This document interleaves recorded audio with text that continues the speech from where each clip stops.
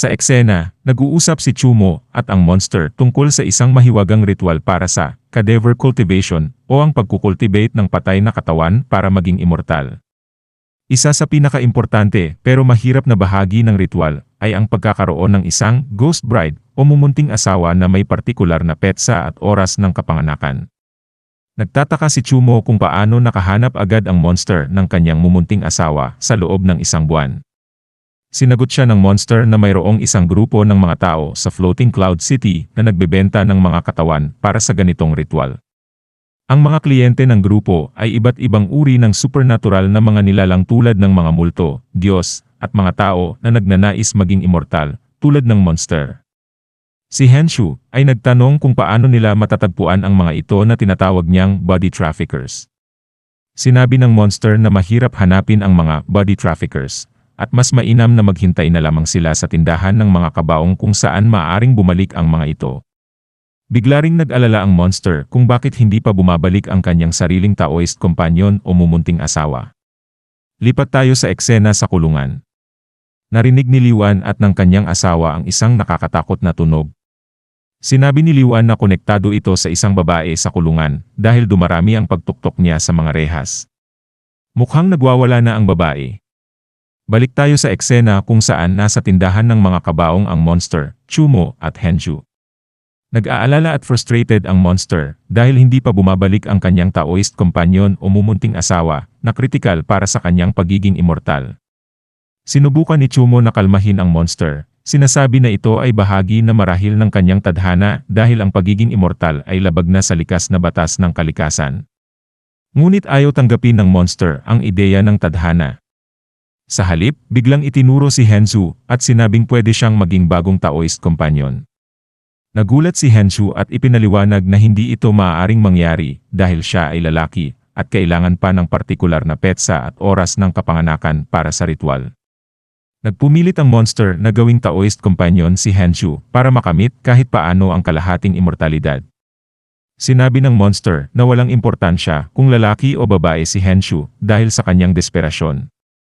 Nagtanong si Henshu kung bakit hindi si Chumo ang piliin na maging Taoist companion.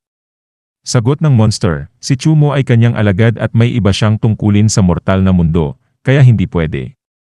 Nang tinanggihan ni Henshu ang alok, sinubukan ng monster na hikayatin siya sa pamamagitan ng pag-ako ng walang katapusang kasiyahan na maghihintay sa kanila kapag naging mga immortal na sila. At bigla nagbago ang isip ng monster, at hindi na itinuloy ang pagkuha kay Henshu bilang kanyang Taoist companion. Ayon sa kanya, hindi niya rin kaya ang itsura ni Henshu, at mas gugustuhin pa niyang mamatay kaysa maging katuwang ito habang buhay.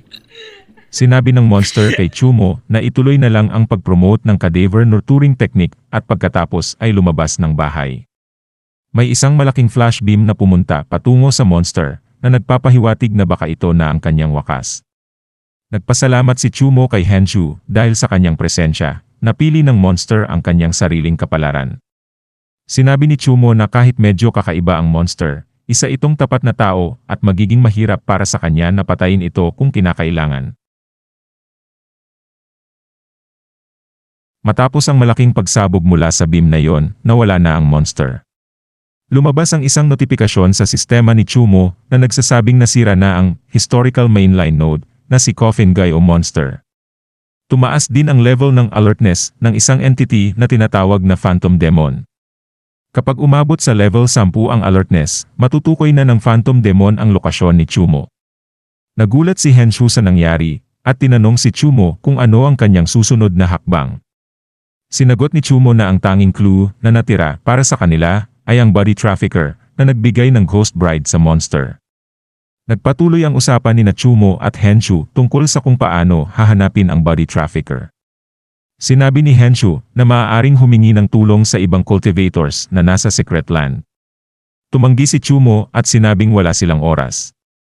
Pinaplanong gamitin ni Chumo ang kanyang posisyon bilang isang constable sa Floating Cloud City para hanapin ang trafficker gamit ang buong kapangyarihan ng opisyal. Utos niya kay Henshu na manatili sa coffin shop at abisuhan siya kung darating ang trafficker. Palit ng eksena, nang may vendor na hinahabol ang isang magnanakaw na may hawak na steam bun. At ang magnanakaw ay tila si Ere, nang makalayo nagtataka kung bakit patuloy siyang hinahabol ng vendor ng dahil lamang sa isang tinapay. Matapos makatakas sa vendor, napansin ni Ere ang isa pang vendor na nagtitinda ng sugar figurines. Nahumaling siya sa mga ito at tila nagningning ang kanyang mga mata sa tuwa. Inalok siya ng vendor na subukan ang kanyang kakaibang sugar figurines na gawa sa dusk sugar, isang bihirang klase ng asukal. Kapag hinipan ng maliit na tubo ng dusk sugar, magiging anyong gustong-gusto mo ito. Pumayag si Ere at nang simulan niyang hipan ang tubo, lumitaw ang iba't ibang hugis ng pagkain. Nagulat ang vendor dahil ito ang unang beses na nakita niya ang ganitong klase ng resulta. Pagkatapos nito, biglang nahilo si Ere at tinanong ang vendor kung ano ang ginawa nito sa kanya. Napansin ng vendor na nagbago ang kondisyon ni Ere matapos hipan ang dusk sugar. Ipinaliwanag ng vendor na normal lang ang pagkahilo at pagkakoma dahil sa enerhiyang kailangan sa pag-transform ng dusk sugar. Inihayag pa ng vendor na si Ere ay ang pinakasuitable na kandidato para maging River God's bride. Samantalang sa kulungan, pinigilan ng opisyal si Liwan at ang kanyang asawa na umalis na ayon sa kanyang nakakataas. Pinasusundan niya ang galit ni Liwan kay Chumo, ang taong dahilan kung bakit sila nasa kulungan at inudyukan siyang maghiganti. Pinag-uusapan ng opisyal at ni Liwan ang tungkol kay Chumo. Ayon sa opisyal, matagal na raw gustong alisin ng nakakataas si Chumo dahil sa kanyang pagiging self-righteous at pagsalungat sa mga nakakataas sa kanya. Plano ng nakakataas na gamitin ang sitwasyon para mapatay si Chumo. Kahit na sinabi ni Liwan na totoo ang tungkol sa coffin monster, hindi ito pinansin ng opisyal. Sa halip, binalaan siya ng opisyal na kapag nagdulot siya ng gulo, siya ang magiging sunod na target. Sa eksena, lumitaw ang mga mensahe mula sa mga audience sa live stream. Mukhang frustrated ang mga manonood sa mga nangyayari. Pinipintasan nila ang mga cultivators na tila baga ay nasa isang role-playing game lang at hindi seryoso sa paghanap sa demon beast. Nagreklamo din ang isa sa kanila na bakit biglang nag-skip forward ang timeline habang nanonood siya at iminungkahi pa ng isa na patayin na lang lahat ng tao sa Floating Cloud City dahil wala naman daw totoong tao doon. At sa studio, si Miss Kelly ay nagpapaliwanag sa mga manonood na nagrereklamo. Sinabi niya na si Chumo ay naghahanap pa ng solusyon sa problema.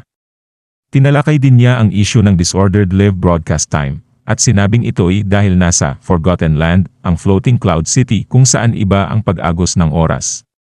Plano niyang ipa-explain ang detalye kay Mr. Jisheng, pero napansin niyang biglang nawala si Mr. Jisheng.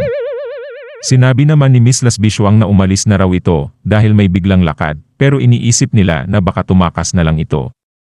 At palit eksena, si President Qian ay galit na galit dahil iniwan siya ng mga cultivators na dapat ay makikipaglaban kay Chumo.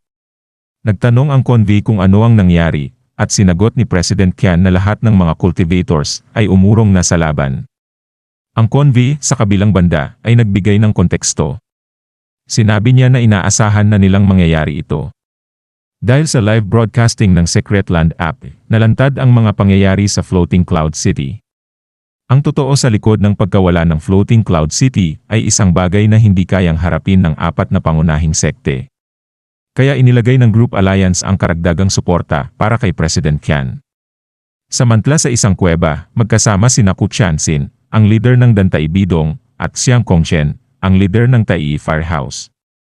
Tinanong ni Xiang Kongchen kung fully recovered na si Ku Chansin mula sa backlash ng kanyang paggamit ng half-metamorphosized state. Sagot ni Ku Chansin, sa kalahati pa lamang siya nakakabawi ng kanyang lakas.